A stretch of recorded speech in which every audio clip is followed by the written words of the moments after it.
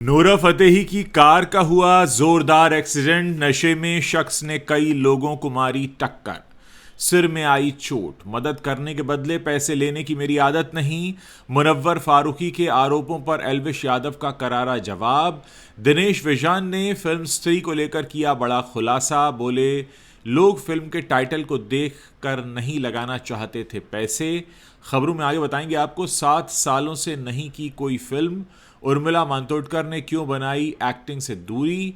YouTuber Dhruv Rathee ने धुरंधर को बताया खतरनाक। बोले, झूठी और वाहियात प्रोपेगेंडा फिल्म। और मुकेश खन्ना ने धुरंधर में रणवीर सिंह की तारीफ में पढ़े कसीदे। कहा, मैंने शक्तिमान के लिए मना किया पर यह एक्टर अच्छा है। नमस्कार दोस्तों, आप देखना शुरू कर चुके हैं Bollywood top headlines of the day. तो चलिए अब आपके सामने इन्हीं खबरों को हम विस्तार से रखते हैं। शनिवार देर शाम को नूरा फतेही की कार का एक जोरदार एक्सीडेंट हो गया। इस एक्सीडेंट में नूरा फतेही के सिर में चोट आई है। बावजूद इसके नूरा फतेही ने एक कॉन्सर्ट में परफॉर्म किया। नूरा फतेही डेविड गुएटा के कॉन्सर्ट में शामिल होने के लिए सनबर्न फेस्टिवल जा रही थी। तभी एक तेज रफ्तार कार चला रहे नशे में धुत शख्स ने उनकी कार को जोरदार टक्कर मारी।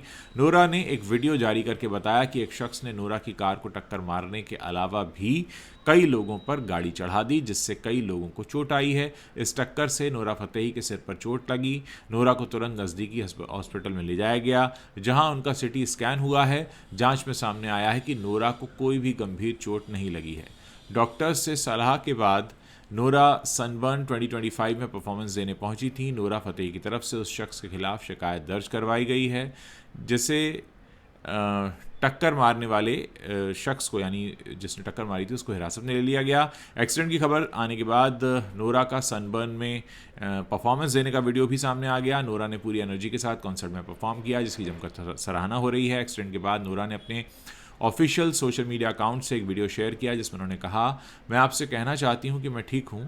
मेरा दोपहर में एक सीरियस एक्सीडेंट हुआ है। एक शराबी ने शराब के नशे में मेरी कार को टक्कर मारी।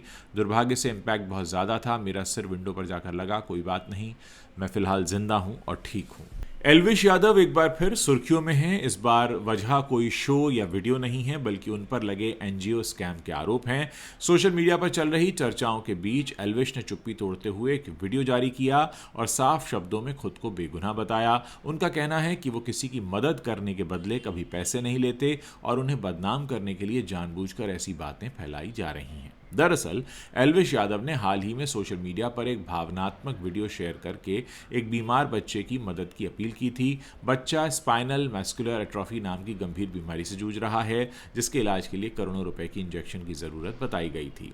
एल्विश की इस अपील के बाद बड़ी संख्या में लोग मदद के लिए आगे आए। इसी बीच stand up comedian Munawar Faruqui ने एक इंस्टाग्राम स्टोरी शेयर की, जिसमें उन्होंने दावा किया कि कुछ एनजीओज़ और सेलिब्रिटीज़ और इन्फ्लुएंसर्स जो हैं वो भावनात्मक अपील करने के लिए पैसे लेते हैं।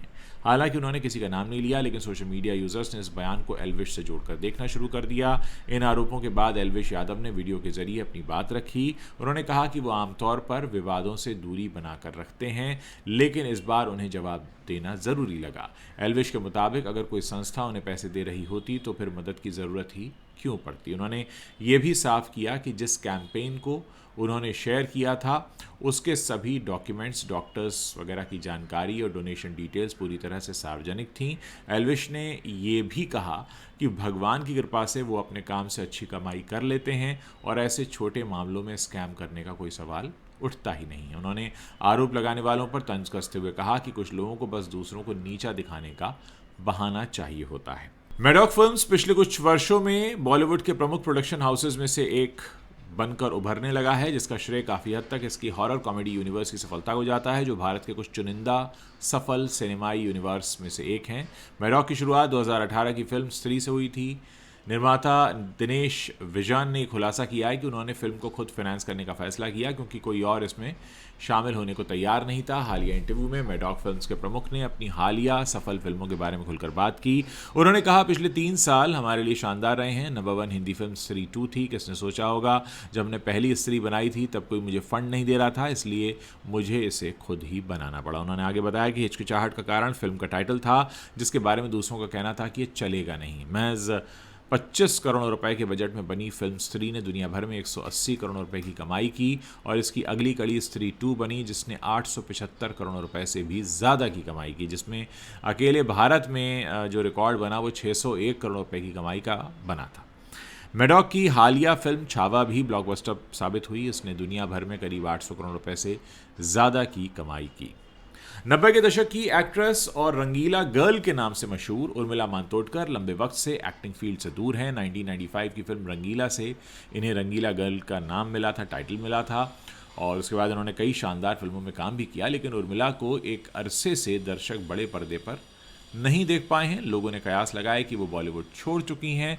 हालांकि अब इस मुद्दे पर उर्मिला ने खुद एक इंटरव्यू दिया है और उस पर बातचीत की है और लोगों को गलत भी साबित कर दिया है और इस समय उनका कहना है कि वो अपने कमबैक की तैयारी कर रही हैं। उर्मिला मातोंडकर ने एक न्यूज़ वेबसाइट से बात करते हुए कहा, जहां तक मेरे काम की बात है तो मैं सेलेक्टिव हूं। अगर कोई ये सोचता है कि शायद मैं फिल्में या कुछ और नहीं कर रही हूं तो मैं उन्हें दोष नहीं दे सकती, लेकिन ऐसा कभी था नहीं। मैं इस वक्त सिल्वर स्क्रीन पर वापसी के लिए पूरी तरह तैयार हूँ। सिल्वर स्क्रीन पर वापसी की तैयारी कर रही उर्मिला OTT डेब्यू के लिए भी तैयार हैं। उन्होंने आगे बताया, मैं ऐसे रोल की तलाश में हूँ जो मैंने पहले कभी ना किया हो, खासकर OTT पर, क्योंकि OTT पर बहुत कुछ हो रहा है जिसने अलग अलग तरह के जॉनर्स और किरदारों को और बहुत तरह के इमोशंस को भी जगह दी है, एक नई दुनिया ही खोल दी है जिन्हें पहले एक्सप्लोर नहीं किया गया था। मैंने एक शो पूरा भी कर लिया और उम्मीद है कि अगले साल किसी भी वक्त आ जाएगा।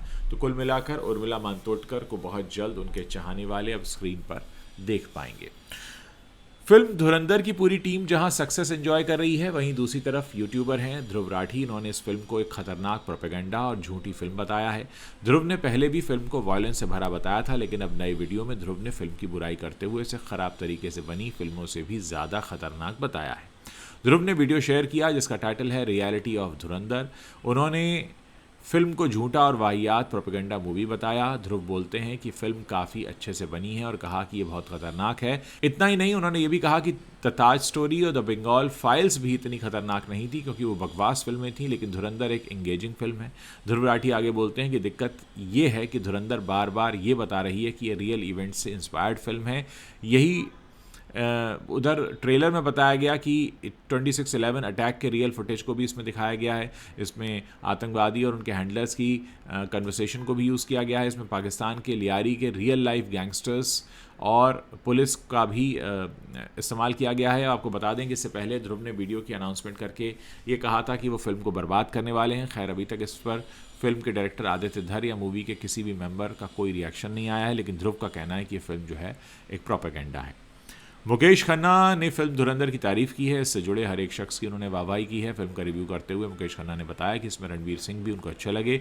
यूट्यूब पर मुकेश खन्ना ने धुरंधर का रिव्यू किया है और कहा कि वो आम जनता के लिए बनी हुई फुल पैकेज फिल्म है। मुकेश खन्ना ने अपने वीडियो में धुरंधर के बारे में कहा कि एक परफेक्ट और कमर्शियल फिल्म है जो सीधे आम जनता पर अपनी छाप छोड़ेगी। उन्होंने कहा कि इसके सभी डिपार्टमेंट्स ने अपना बेस्ट दिया है, फिर चाहे एक्टिंग में हो, डायरेक्शन में हो या फिर राइटिंग में हो, सभी ने अपना बेस्ट दिया है जिससे आप इसे हर मायने में धुरंधर कह सकें। मुकेश खन्ना ने अक्षय खन्ना के बारे में भी बात की। उन्होंने कहा, आप सभी जानते हैं कि अक्षय खन्ना अपनी एक्टिंग के लिए सबसे ज़्यादा सराहे जाने वाले एक्टर हैं। वो बहुत कम फिल्मों में काम करते हैं। कुछ समय पहले वो हीरो हुआ करते थे, कुछ फिल्में सफल रहीं तो कुछ नहीं, लेकिन उन्होंने हर फिल्म में अपनी छाप छोड़ी है।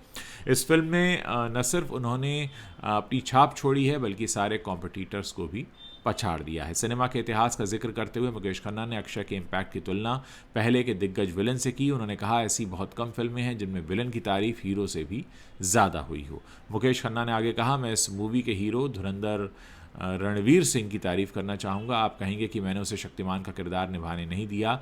मैंने भले ही उसे शक्तिमान की भूमिका देने से मना कर दिया हो, लेकिन वो एक अच्छा एक्टर है। तो दोस्तों, ये वो बड़ी खबरें हैं जो इस वक्त इंटरनेट पर छाई हुई हैं। जाने से पहले हम आपको याद दिलाना चाहते हैं कि अगर आप मेरे रिव्यूज़ देखना चाहते हैं तो मेरे रिव्यूज़ आपको इंस्टाग्राम पर और यूट्यूब पर उज्ज्वल त्रिवेदी रिव्यूज़ के नाम से देखने को मिल सकते हैं।